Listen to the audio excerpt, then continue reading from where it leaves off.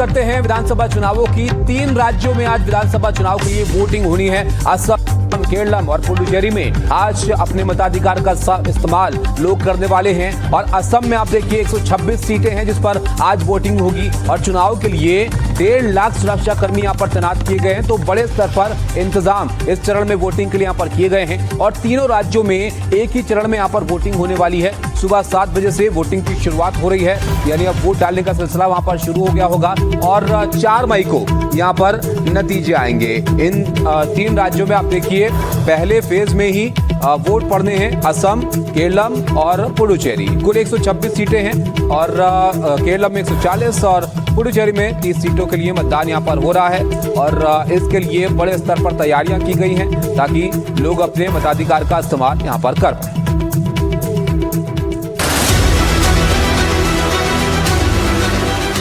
आज असम में लोग अपने मताधिकार का प्रयोग करेंगे और अपने पसंदीदा उम्मीदवारों को चुनेंगे। असम की 126 विधानसभा सीटों पर इस बार 722 उम्मीदवार मैदान में हैं। सुबह से ही मतदाता कतारों में लगकर अपनी नई सरकार और अपने पसंदीदा उम्मीदवार का चुनाव करेंगे। हर पोलिंग बूथ पर तैयारियां पूरी कर ली गई। असम विधानसभा चुनाव 2026 में कई प्रमुख चेहरे चुनावी मैदान में जो अलग अलग पार्टियों और गठबंधनों का नेतृत्व कर रहे हैं। असम के मौजूदा मुख्यमंत्री और सत्ताधारी बीजेपी गठबंधन के प्रमुख नेता हेमंत बिस्वा शर्मा जालुकबाड़ी निर्वाचन क्षेत्र से मैदान में। वहीं असम प्रदेश कांग्रेस कमेटी के अध्यक्ष और विपक्षी गठबंधन असम समिति मोर्चा के प्रमुख नेता गौरव गोगोई जोरहाट लोकसभा सीट से सांसद है। कांग्रेस ने उन्हें जोरहाट विधानसभा सीट से चुनावी मैदान में उतारा है। चुनाव आयोग ने सुरक्षा के पूरे इंतजाम किए। संवेदनशील इलाकों में ड्रोन से निगरानी रखी जाएगी। ये मतदान असम के विकास की दिशा तय करेगा और ये भी बताएगा कि वहाँ के कौन से स्थानीय मुद्दे जनता के लिए अहम रहे।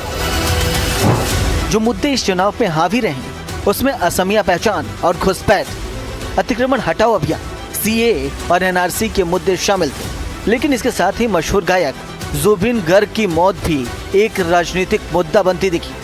विपक्ष ने इस मामले में जांच और न्याय में देरी को लेकर सरकार पर सवाल उठाए थे। अब देखना ये होगा कि असम की जनता किस मुद्दे को नजर में रखकर वोट करती है और किसको जीत का ताज पहनाती है। Bureau report, NDTV India. तो देखा आपने, कई सारे मुद्दे हैं जो इस बार सियासत में तैरते हुए यहाँ पर नजर आए हैं। अब जनता किस मुद्दे पर अपना भरोसा जताती है और किस पार्टी पर विश्वास दिखता है, ये 4 तारीख को साफ होगा जब नतीजे आएंगे। लेकिन आज ये 3 जगहें यहां पर वोट देने के लिए तैयार हैं और बड़े स्तर पर तैयारियों के बीच लोग आज निकलेंगे और अपने मताधिकार का इस्तेमाल करेंगे। तमाम जगहों से हमारे सहयोगी आपके लिए ताजा जानकारी पहुंचाने के लिए मौजूद हैं। उनका जरा रुख करते हैं। रत्नदीप हमारे साथ जुड़े हैं गुवाहाटी से, जैनेन्द्र हैं जोरहाट से, सौरभ गुप्ता होजाई से हमारे साथ जुड़े हैं और बिस्मी तस्कीन है वो गुवाहाटी से हमारे साथ जुड़ेंगे हमारे सहयोगी। लेकिन सबसे पहले आपके पास आता हूं मैं रत्नदीप। देखिए इस बार के जो असम के चुनाव हैं वो काफी गहमा गहमी के बीच यहां पर हो रहे हैं। हेमंत बिस्वा शर्मा के लिए बड़ी चुनौती है वापस अपना जो जनाधार है उसको वापस हासिल करने की। जरा बताइए किस तरह के मुद्दे रहे और आज की तैयारियां कैसी हैं? जी हाँ, जरूर। और ये जो इस बार के चुनाव हैं असम में, इस बार के ये चुनाव के लिए जो प्रचार के लिए बहुत कम समय मिला, जो राजनीतिक दलों के लिए लगभग 3 हफ्ते का समय मिला और इसके बीच हमने देखा बहुत धुआंधार प्रचार किया खुद मुख्यमंत्री ने और प्रधानमंत्री नरेंद्र मोदी, गृह मंत्री अमित शाह और बीजेपी के तमाम बड़े नेता थे। और कांग्रेस ने भी अपने सबसे बड़े जो कैंपेनर हैं राहुल गांधी, प्रियंका गांधी, मल्लिकार्जुन खड़गे, सबको उतारा था। गौरव गोगोई अगुवाई कर रहे हैं जो अपोजिशन की अलायंस है। तो कहीं ना कहीं पे जब कांग्रेस के लिए ये एक सर्वाइवल के लिए बहुत महत्वपूर्ण है क्योंकि 10 साल पावर के बाहर है कांग्रेस और बीजेपी इस बार चाहती है कि और भी ज्यादा बहुमत से एक हैट्रिक बनाए। हम इस वक्त हैं गुवाहाटी के भरालू इलाके में। आप देख सकते हैं सुबह से ही कतार में लोग हैं, लोग निकल के आए हैं। जबकि पिछले 2 हफ्ते से असम में हमने देखा है कि बारिश के चलते प्रचार में भी रुकावट आई थी। आज भी बारिश के अनुमान है पर इसके बावजूद लोग जल्दी घर से निकल के आए हैं ताकि वो अपना मतदान कर पाए।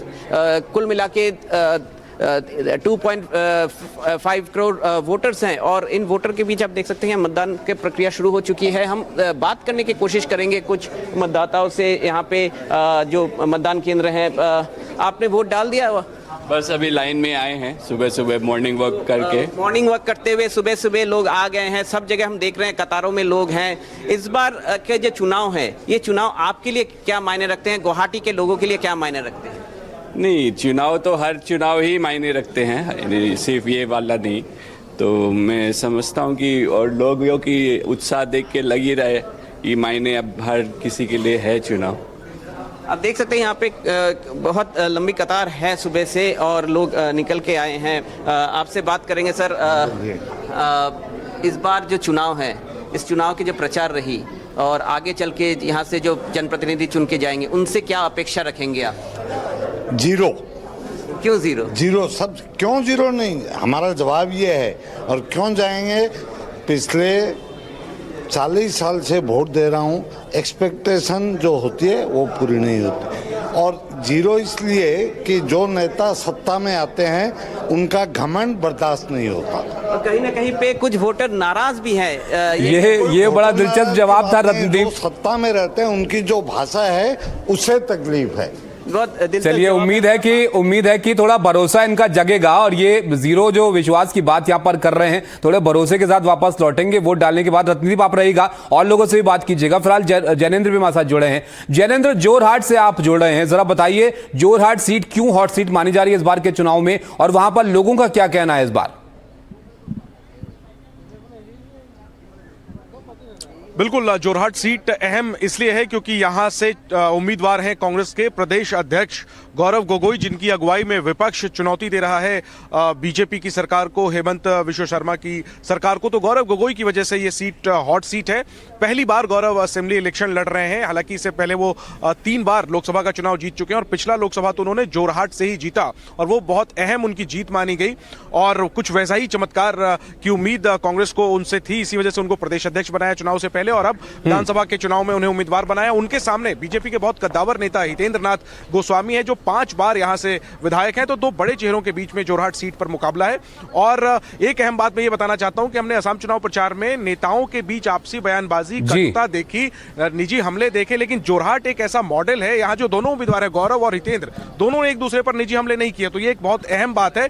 और लोगों का दिन है आज, लोगों से बात करते हैं। ये लोग वोट देकर आ चुके हैं, जरा आप लोग अपना निशान दिखा दीजिए और सिर्फ ये बताइएगा कि किस मुद्दे पर आपने वोट डाला। आप सबसे पहले से इंतजार कर रही हैं, सबसे पहले आप बताइए किस मुद्दे पर वोट डाला?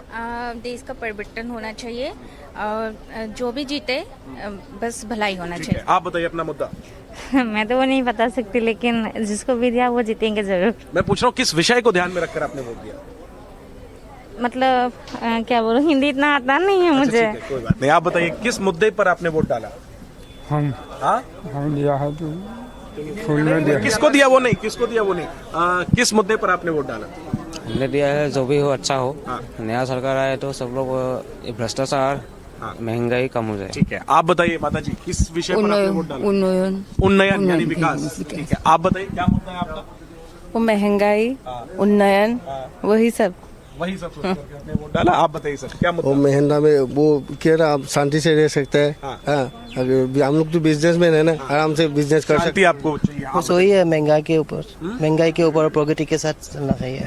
तो अगर आपके पास और समय हो, लंबी कतार यहाँ पर वोटरों की लगी हुई है, महिला और पुरुषों की। पूर्वोत्तर में सुबह जल्दी हो जाती है और हम सुबह से देख रहे हैं कि लंबी लंबी कतार मतदान केंद्रों के बाहर लगी हुई है। तो साफ तौर पर वोटर अपने अपने मुद्दों पर मतदान करने के लिए घरों से निकल चुके हैं। बिल्कुल जोरहाट की तरह ही सभी 126 जो असम की विधानसभा सीटें हैं, सभी पर मतदान शुरू हो चुका है। जी बिल्कुल, सही कहा आपने कि जल्दी सुबह होती है उस क्षेत्र में और सुबह से ही आप देखिए लोग तैयार हैं बिल्कुल अपने मताधिकार का इस्तेमाल करने के लिए। बहुत शुक्रिया जैनेंद्र आपका भी और रत्नदीप आपका भी हमारे साथ जुड़ने के लिए। वापस लौटेंगे आपके पास क्योंकि अभी तो लंबा दिन है जब लोग पहुंचेंगे मतदान केंद्रों पर, अपने वोट का इस्तेमाल वहां पर वो करेंगे। तो क्या मुद्दे हैं जहन में, इन सब की बात यहां पर करेंगे। फिलहाल आप देखिए बाकी जगहों पर जो प्रचार यहां पर चल रहा है उसमें आज बंगाल में पीएम मोदी का मेगा प्रचार होना है और आज 3 रैलियों को संबोधित पीएम यहां पर करेंगे। हल्दिया, आसनसोल और बीरभूम में पीएम मोदी की रैली होनी है और इन 3 जगहों पर पीएम की मौजूदगी आज रहेगी। तो बंगाल में आज का दिन